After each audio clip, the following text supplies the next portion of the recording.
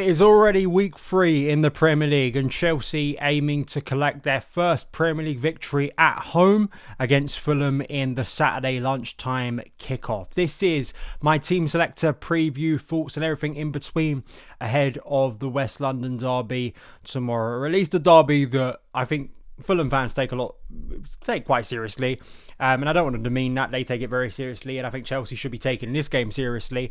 It's a game that I think will pose some obstacles for Chelsea. You know, I think there will be some West Ham tax about this game because West Ham was so abysmal in so many different ways last Friday at the London Stadium. However, I do think that there were certain things about Chelsea's performance that were substantial, that were, I think, really, really positive and hopefully can be continued in this game where Chelsea should be collecting 3 points heading into the first international break of this season. The biggest thing about this game is obviously team news, and we knew that Palmer's injury was going to be a major talking point pre-game.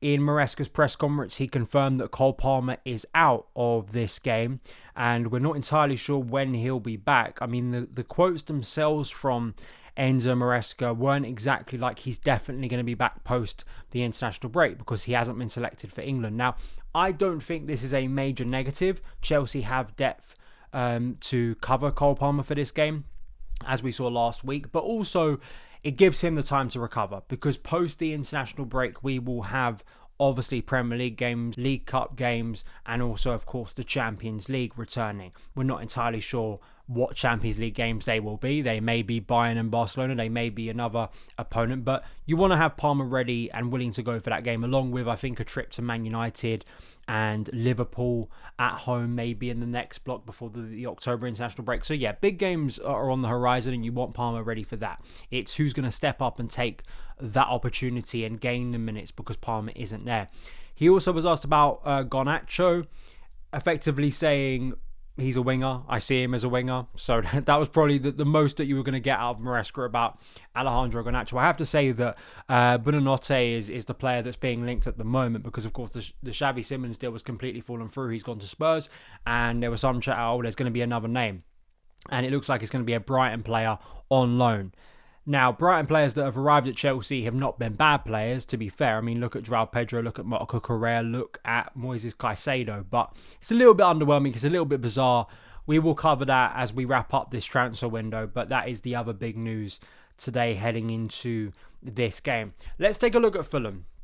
Fulham are an impressive team. I really do think Marco Silva's done an incredible job there in how stable they are. I know there is a little bit of unrest apparently from Fulham fans that there hasn't been a lot of business done. If you look at their first 2 Premier League games and where they are already in this Premier League table, is where they could finish in this Premier League table, and that is 13th already, drawing their first 2 games. Obviously, the first weekend, 1-0 down till very late on, and Emile Smith-Rowe was the one who equalised against Man United. In both games, I think Fulham at times were outplayed and were lucky maybe to not see the game drift away from them. But I feel like that is the thing that kind of summarises Silva's Fulham perfectly and why they've become a stable Premier League team.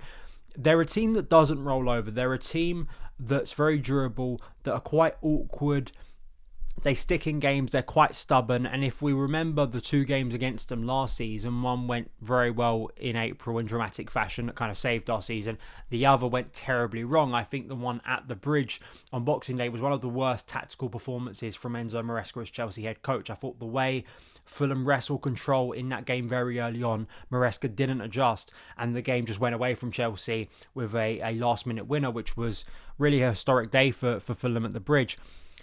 That obviously can't happen again, but it shows you, I think, why Fulham are a difficult team to get over and to really beat. I can't see Chelsea. You don't really see many teams batter Fulham. You'll see teams beat Fulham of better quality. That's why they're mid-table. But I just found it interesting looking at the points really under Marco Silva and the percentage of them. You know, you look at from 22-23 to this season, really looking at the 3 seasons he's been at Fulham in the Premier League. I mean, at least averaging 1.4 in 22-23, 1.4 points per game, 1.2 points per game in 23-24, back up to 1.4 last season. He knows how to keep this team in the league. And you look at their squad, powerful centre-backs and a powerful, at least three of the back four, Tete, Anderson, Bassi.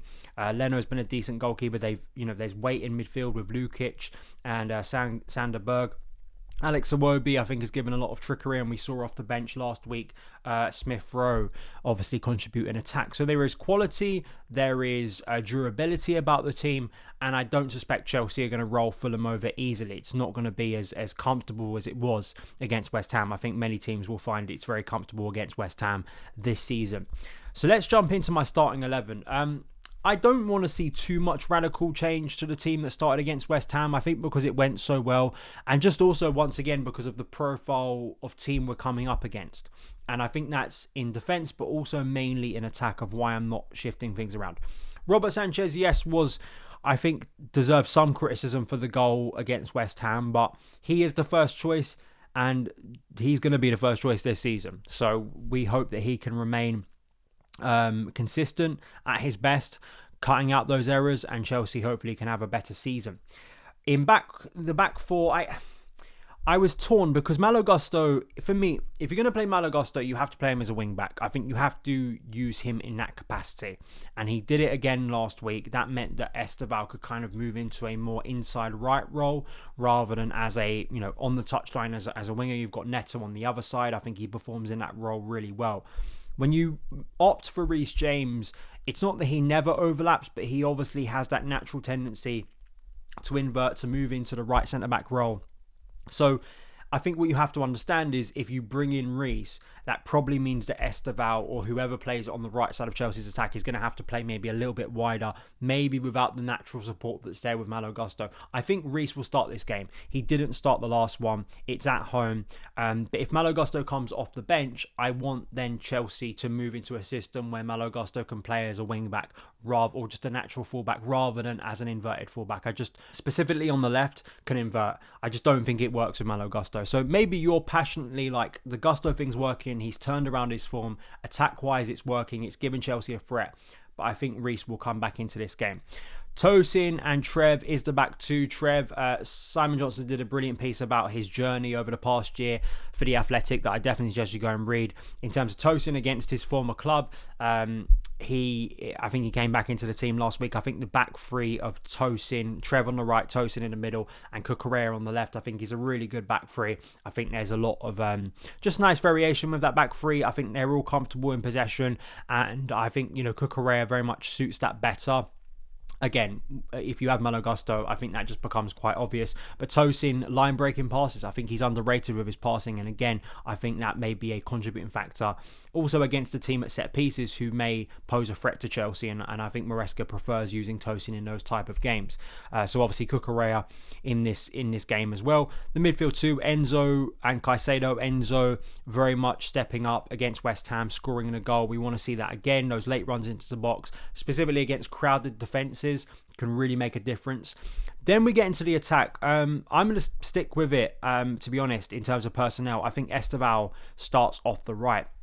Again, if he's got Reece James, we'll see how that partnership works out in this game, because we haven't seen it in the Premier League so far, I don't think, or at least in kind of a sustained period. I know Reece actually nearly set up Esteval in a wonderful way for his first goal against West Ham that he absolutely should have scored. So it's not like those two can't form a connection on the pitch. It's just I'm intrigued to see how that works out in terms of Chelsea and where Esteval plays. Is he forced to play a little bit wider? What are the connections with the players around him? But I think it's exciting. I think Esteval will start, and I think that's exciting for the Stamford Bridge crowd to see him start, because he did contribute last week. João Pedro playing this number 10 role. The Xavi Simons still falling through is annoying, but what it does is it opens up a door for João Pedro to become a more sustained player in this position. And I do have a reason for sticking with João Pedro as a number 10, not only because I think it worked, it gives him a lot of freedom. He can be a creator, he can be a menace, he can score goals, he can be a threat from set pieces, but there is another reason for it. Pedro Neto, I think, stays on the left. Neto as well, I think is in a really good run of form, just really nice fluidity to him at Chelsea at the moment. He's contributing in important moments. He seems to have really settled into the role at Chelsea, and again is just another player that I think in the group currently, I think Maresca loves. I think he just relies on him so heavily. So I think he'll start once again. And Liam Delap, I think, will continue as Chelsea's number 9. again, the reason why I'm looking at this is you look at the centre-back pairing of Anderson and Bassi. Big, strong, physically imposing. Maybe not technically the best, but it's what Delap can do. If Delap can't score goals and he's still finding his momentum and confidence in front of goal, what he did last week was brilliant, because he shielded, he kind of held up, pressed back those centre backs of West Ham, and then he opens up space for others. And I think as a role, specifically in games of this nature, where Chelsea are going to have to impose themselves on the game, are going to have to find intricate ways to open up this Fulham defence, I think that's where Delap becomes a really good tool to use. He will want, and as any centre forward, and it is the pressure on him to score goals, right? That absolutely is the case. However, I think as a tool that opens up space for everyone else, I also think that's an important thing for a centre forward to do at Chelsea in these type of games. So I think that's why Delap and Pedro a little bit more deeper is, I think, an exciting experiment for Maresca to keep going. He may run it again post the international break if it works in this game against Brentford. In games of a different nature, against Liverpool, against Arsenal, against Man City, I think you will see either, it has to be one of João Pedro or Delap, because I think in those type of games, defensively, I think you have a bit more to worry about. You're not having as much of the ball. I think in games where Chelsea are having to break down an opposition, it's trying to find ways to open up space that wasn't there last year, or we couldn't create last year. So that is my starting 11. Please do let me know yours in the comments below. Also, get involved in the Fantasy Premier League. I'm not doing great at the moment, I have to say, on the Paul Canaville Fantasy Premier League. It's not started well, and on my FPL Amateur Substack series, if you've been following along, I've been telling you about my selections and headaches and hypocrisy of changing one player and then bringing another one back. If you want to get involved in that, all the info will be in the description, and you can get involved with the Paul Canaville Foundation as well. So much great work going on there this year. If you want to donate, if you want to support the cause and all the great work they do in and around Chelsea, please go and check that out for more information. So follow across the socials at SonOfChelsea. Have a great rest of your day, and I'll see you again very, very soon. All the best.